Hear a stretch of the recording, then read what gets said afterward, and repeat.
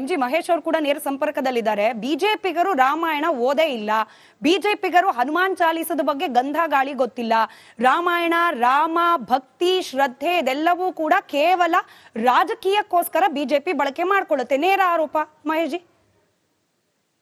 ಪ್ರಶ್ನೆ ಇರ್ತಕ್ಕಂಥದ್ದು ಮಹದೇವಪ್ಪ ಇರ್ಬೋದು ಅಥವಾ ಪ್ರಿಯಾಂಕಾ ಖರ್ಗೆ ಇರ್ಬೋದು, ಅವ್ರು ಮಾಡೋ ಕೆಲಸ ಮಾಡದೆ ಅವ್ರನ್ನ ಯಾರು ಇದನ್ನ ಕೇಳಿದ್ದು? ಯಾರು ಒಬ್ಬ ಮಂತ್ರಿಯಾಗಿ ಅವ್ರ ಕೆಲಸ ಏನಿದೆ ಅದನ್ನ ಮಾಡ್ಕೊಂಡಿರೋದು ತೆಪ್ಪಿಗೆ ಅವ್ರ ಕೆಲಸ ಮಾಡ್ಕೊಂಡಿರ್ಬೇಕು. ಅವರು ಹಿಂದೂ ಸಮಾಜದ ಬಗ್ಗೆ ಬೋಧನೆ ಮಾಡುವಂಥದ್ದು, ಅವರಿಂದ ಕಲಿಯುವಂಥದ್ದು ಅವಶ್ಯಕತೆ ಇಲ್ಲ. ಸೂರ್ಯ ಚಂದ್ರ ಇರೋ ಕಾಲದಿಂದ ಹಿಡಿದು ಏನು ರತ್ನಾಕರ, ಏನ್ ವಾಲ್ಮೀಕಿನ ರತ್ನಾಕರ ಅಂತ ಕರಿತೀವಿ, ನಾವ್ ಹೇಳ್ತೀವಿ ರತ್ನಾಕರ, ದೌತಪದ, ಹಿಮಾಲಯ ಕಿರೀಟಂ. ರತ್ನಾಕರ ವಾಲ್ಮೀಕಿ ಆದಾಗಿಂದ ಹಿಡಿದು ಸಹಸ್ರಾರು ವರ್ಷಗಳ ಕಾಲ, ಶತಶತಮಾನಗಳ ಕಾಲದಿಂದ ಒಂದು ನಂಬಿಕೆ ಅಂತಕ್ಕಂಥದ್ದು ಈ ದೇಶದ ಒಳಗಡೆ ನಾವು ರೂಢಿಲ್ ತಂದಿರ್ತಕ್ಕಂಥದ್ದು.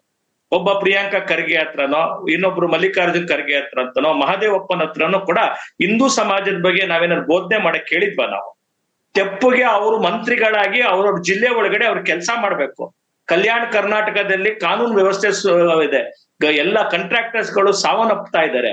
ಇವತ್ತು ಮಾಡೋ ಕೆಲಸ ಮಾಡದೆ ಶಾಡೋ ಮುಖ್ಯಮಂತ್ರಿ ತರ ರಾಜ್ಯದ ಎಲ್ಲಾ ವಿಷಯಕ್ಕೆ ಮೂಗ್ ತೂರ್ಸ್ಕೊಂಡು ಏನ್ ಮಾಡ್ಲಿಕ್ಕೆ ಕೊಟ್ಟಿದ್ದಾರೆ ಅವರು? ಇವ್ರು ಹೇಳಿದ ಕೂಡ್ಲೆ ಎಲ್ಲ ರಾಮಾಯಣ ಬದಲಾವಣೆ ಆಗ್ಬಿಡತ್ತ? ಇವ್ರು ಅದನ್ನ ಒಪ್ಲಿಲ್ಲನೆ ನಿಮ್ಮನ್ನ ಯಾರು ಒಪ್ಪು ಅಂತ ಹೇಳ್ದಂತವ್ರು? ಬಿಜೆಪಿಗೆ ರಾಮ ಮತ್ತೆ ಇದು ಹನುಮಾನ್ ಚಾಲೀಸದ ಬಗ್ಗೆ ಗೊತ್ತೈತಾನೆ, ಕೋಟ್ಯಾಂತರ ಜನ ಬಿಜೆಪಿ ಅಂತಲ್ಲ, ಈ ದೇಶದ ಪ್ರತಿಯೊಬ್ಬರ ಒಂದು ಧಮನಿ ಒಳಗಡೆ ನಾವ್ ಹೇಳ್ತೀವಿ ನಾವು, ಗೊತ್ತೈತಾನೆ, ಅವ್ರ ಗ್ರಾಮಕ್ಕೆ ಬಚ್ಚ ರಾಮುಹೆ ಅಂತೇಳಿ ಪ್ರತಿಯೊಂದು ಗ್ರಾಮದ ಒಂದೊಂದು ಮಕ್ಕಳ ಹತ್ರನೂ ರಾಮನ ಅಂಶ ನಮ್ಮ ಹತ್ರ ಇದೆ ಅಂತ ಹೇಳುವಂತ ನಾವು ಚಂದನ ಹೈಸ ದೇಶಿ ಮಾಟಿ ತಪೋ ಭೂಮಿ ಹರು ಗ್ರಾಮೆ ಅರು ಬಾಲಾದೇವಿಕ ಪ್ರತಿಮಾ ಬಚ್ಚ ರಾಮು ಅಂತ ಪ್ರತಿಯೊಬ್ಬ ಮಕ್ಕಳಲ್ಲಿ ನಾವು ರಾಮನ್ ಕಾಣ್ತೀವಿ. ನಾವು ಒಬ್ಬ ಮಾದೇವಪ್ಪ, ಒಬ್ಬ ಪ್ರಿಯಾಂಕಾ ಖರ್ಗೆ ರಾಮನ ಬಗ್ಗೆ ವ್ಯಾಖ್ಯಾನ ಮಾಡ್ತೇವೆ ಅಂತಂದ್ರೆ ಅದ್ರ ಅಗತ್ಯ ಇಲ್ಲ ನಮ್ಗೆ. ಅವ್ರು ಮಾಡೋ ಕೆಲಸ ಅವ್ರು ಮಾಡಿದ್ರೆ ಸಾಕಾಗಿದೆ. ಅವ್ರು ಮಾಡೋ ಜಿಲ್ಲಾ ಮಂತ್ರಿಗಳಾಗಿ ತಮ್ಮ ಇದಕ್ಕೆ ಅವ್ರು ಮಾಡ್ಬೇಕು. ಇವತ್ತು ಕುಂಭ ಮಾಡ್ತಾರೆ, ಕುಂಭದ ಬಗ್ಗೆ ನಂಬಿಕೆ ಇಲ್ಲ ಅಂತ ಹೇಳ್ತಾರೆ. ಇವರು ಕುಂಭದ ಜಿಲ್ಲಾ ಮಂತ್ರಿ, ಮೈಸೂರಿನ ಜಿಲ್ಲಾ ಮಂತ್ರಿ.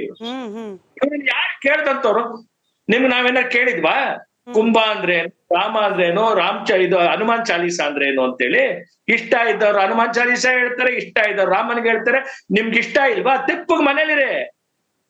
ಈಗ ಯಾವುದೇ ವಿಚಾರ ಮಾತನಾಡ್ಲಿಕ್ಕೆ ಒಂದು ನೈತಿಕತೆ ಅಂತ ಇರುತ್ತೆ. ನನ್ನ ಪ್ರಶ್ನೆ ನಿಮ್ಗೆ ಮಹೇಶ್ ಜಿ, ಮೋಹನ್ ಅವ್ರನ್ನ ಮಾತನಾಡಿಸಿದ ನಂತರ ನಿಮ್ಗೆ ಮತ್ತೆ ವಾಪಸ್ ಬರ್ತೀನಿ. ನೈತಿಕತೆ ಅನ್ನೋದು ಇರುತ್ತೆ ಯಾವುದೇ ವಿಚಾರದ ಬಗ್ಗೆ ಮಾತನಾಡ್ಲಿಕ್ಕೆ.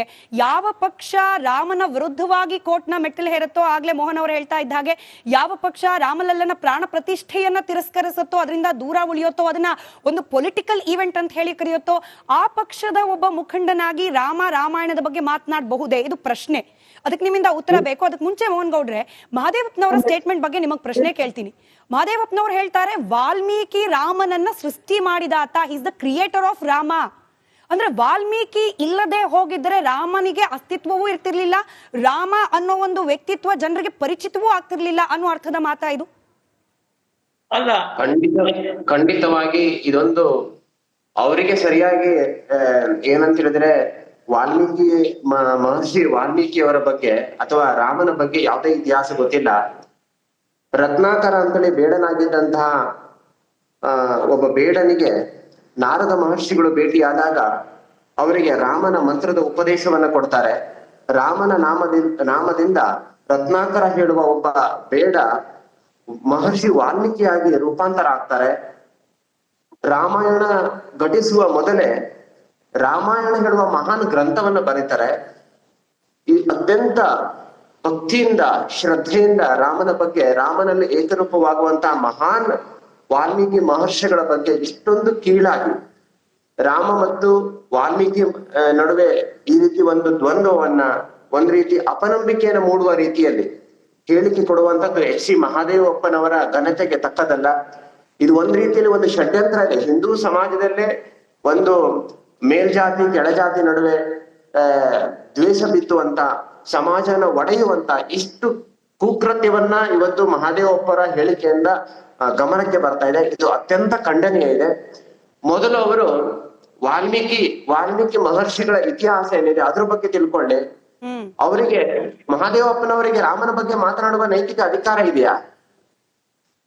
ಕಾಂಗ್ರೆಸ್ನವರಿಗೆ ಇವತ್ತು ರಾಮನ ಹೆಸರು ಹೇಳುವ ನೈತಿಕ ಅಧಿಕಾರವೇ ಇಲ್ಲ.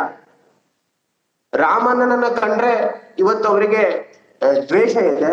ನಮ್ಮ ಇಲ್ಲಿ ರಾಮನವಮಿ ಕರ್ನಾಟಕದಲ್ಲಿ ಜೈ ಶ್ರೀರಾಮ್ ಅಂತೇಳಿ ಘೋಷಣೆ ಮಾಡಿದ ಕಾರಣಕ್ಕಾಗಿ ರಾಮ ಭಕ್ತರ ಮೇಲೆ ಲಾಠಿ ಚಾರ್ಜ್ ಅನ್ನ ಮಾಡ್ತಾರೆ, FIR ಅನ್ನ ಮಾಡ್ತಾರೆ. ಆದ್ರೆ ಇವತ್ತು ರಾಮನ ಬಗ್ಗೆ ತಮ್ಮ ರಾಜಕೀಯ ಸ್ವಾರ್ಥಕ್ಕಾಗಿ ಈ ರೀತಿ ಹೇಳಿಕೆಯನ್ನ ಕೊಡುವಂಥದ್ದು, ರಾಮನನ್ನ ಅಪಮಾನ ಮಾಡುವಂಥದ್ದು, ರಾಮಾಯಣದ ಬಗ್ಗೆ ಮತ್ತು ವಾಲ್ಮೀಕಿ ಮತ್ತು ರಾಮನ ನಡುವೆ ಒಂದು ರೀತಿಯಲ್ಲಿ ದ್ವೇಷ ನಿರ್ಮಾಣ ಮಾಡುವಂತ ಗೊಂದಲ ಹೇಳಿಕೆ ಕೊಡುವಂಥದ್ದು, ಇದರ ಹಿಂದೆ ಒಂದು ಷಡ್ಯಂತ್ರ ಇದೆ. ಹಿಂದೂ ವಿರೋಧಿ ಈ ನೀತಿಯನ್ನ ರಾಜ್ಯ ಸರ್ಕಾರದ ಈ ರೀತಿ ಒಂದು ನೀತಿಯನ್ನ ನಾವು ಹಿಂದೂ ಜನಜಾಗೃತಿ ಸಮಿತಿ ನಾವು ತೀವ್ರವಾಗಿ ಖಂಡನೆ ಮಾಡ್ತೇವೆ. ಹಿಂದೂ ಸಮಾಜದ ಕ್ಷಮೆಯನ್ನ ಕೇಳಬೇಕು. ಇವತ್ತು ಅವ್ರು ಯಾರಿದ್ದಾರೆ ರಾಮನ ಬಗ್ಗೆ ಕೇವಲ ಮಾತಾಡ್ಲಿಕ್ಕೆ? ಕ್ಷಮೆ ಯಾಚನೆ ಸಾಕಾ ಅಂತ ಹೇಳಿ ಮೋಹನ್ ಗೌಡ್ರೆ, ಇಂಥದ್ದೊಂದು ಡ್ಯಾಮೇಜಿಂಗ್ ಸ್ಟೇಟ್ಮೆಂಟ್ ಕೊಡೋದು, ವಿವಾದ ಆಗುತ್ತೆ, ವಿವಾದ ಆದ ತಕ್ಷಣ ನಾನು ಯಾರ್ದಾರು ಭಾವನೆಗೆ ಧಕ್ಕೆ ತಂದಿದ್ರೆ ಕ್ಷಮೆ ಇರ್ಲಿ ಸಾಕಾ ಅಷ್ಟು, ಇದೊಂದ್ ರೀತಿ ಪ್ಯಾಟ್ರನ್ ಆಗ್ಬಿಟ್ಟಿದ್ಯಾ ಅಂತ ಹೇಳಿ. ಈವನ್ ನಾವು ಮಲ್ಲಿಕಾರ್ಜುನ್ ಖರ್ಗೆ ಅವರು ಕುಂಭದ ಬಗ್ಗೆ ಮಾತನಾಡಿದ್ದನ್ನು ನಾವು ಗಮನಿಸಿದ್ವಿ.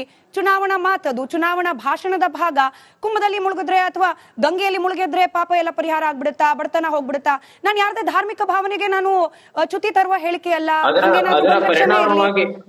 ಅದರ ಪರಿಣಾಮವಾಗಿ ಕಾಂಗ್ರೆಸ್ ಇವತ್ತು ದೆಹಲಿ ಇಲೆಕ್ಷನ್ ಶೂನ್ಯ ಸಂಪಾದನೆ ಮಾಡಿದಾರೆ. ಇವತ್ತು ರಾಮಾಯಣ ಕುಂಭಮೇಳವನ್ನ ಅಪಮಾನ ಮಾಡಿದ ಪರಿಣಾಮವಾಗಿ ಇವತ್ತು ಜನತೆ ಅವರಿಗೆ ತಕ್ಕ ಶಿಕ್ಷೆಯನ್ನು ಕೊಡ್ತಾ ಇದೆ. ಹೇಳಿದ್ರೆ ಅಯೋಧ್ಯೆಯಲ್ಲಿ ರಾಮನನ್ನ ಪಾಲಿಟಿಕ್ಸ್ ಬಳಕೆ ಮಾಡ್ಕೊಂಡ್ರು, ಹಂಗಾಗಿ ಚುನಾವಣೆಯಲ್ಲಿ ಬಿಜೆಪಿ ಸೋಲ್ತು ಅಂತ ಕೂಡ ಹೇಳ್ತಾರೆ ಕಾಂಗ್ರೆಸ್ನವರು. ಮೇಡಮ್ ಇವತ್ತು ಆ ರೀತಿ ಇಲ್ಲ, ಆ ಇಶ್ಯೂ ಬೇರೆ ಇದೆ. ಮಹೇಶ್ ಹೇಳಿ. 150 ಸುದ್ದಿ, 120 ಇಂಪ್ಯಾಕ್ಟ್. ಸೂಪರ್ 3 ಇಲ್ಲೇ ಡ್ರಾ, ಇಲ್ಲೇ ಬಹುಮಾನ. ಮಾಧ್ಯಮ ಇತಿಹಾಸದಲ್ಲೇ ಮೊದಲು ಪರಿಹಾರ ಪತ್ರಿಕೋದ್ಯಮ.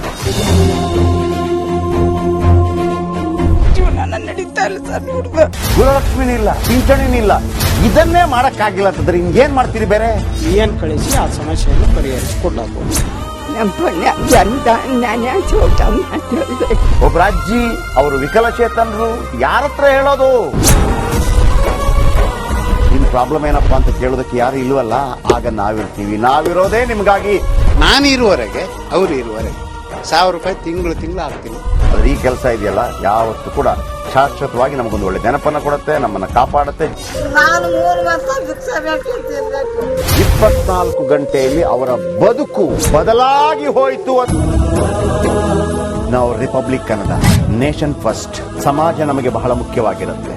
ನಾವು ಆ ಜಾತಿ ಈ ಜಾತಿ ಅಂತ ನೋಡೋದಿಲ್ಲ. ಸಮಾಜದ ಕಟ್ಟ ಕಡೆ ವ್ಯಕ್ತಿ ಯಾರಿರ್ತಾನೆ, ಅದು ಯಾವುದೇ ಜಾತಿಯವನಾಗಿರ್ಬೋದು, ಯಾರು ಕಷ್ಟದಲ್ಲಿದ್ದಾನೆ ಅವನ ಪರವಾಗಿ ಇದ್ದಾನೆ. ಕನ್ನಡಕ್ಕೆ ಧನ್ಯವಾದ. ನಾವು 1 ವರ್ಷದ ನಿರ್ಭೀತ ಪತ್ರಿಕೋದ್ಯಮ ರಿಪಬ್ಲಿಕ್ ಕನ್ನಡ, ಇದು ನಿಮ್ಮ ಧ್ವನಿ.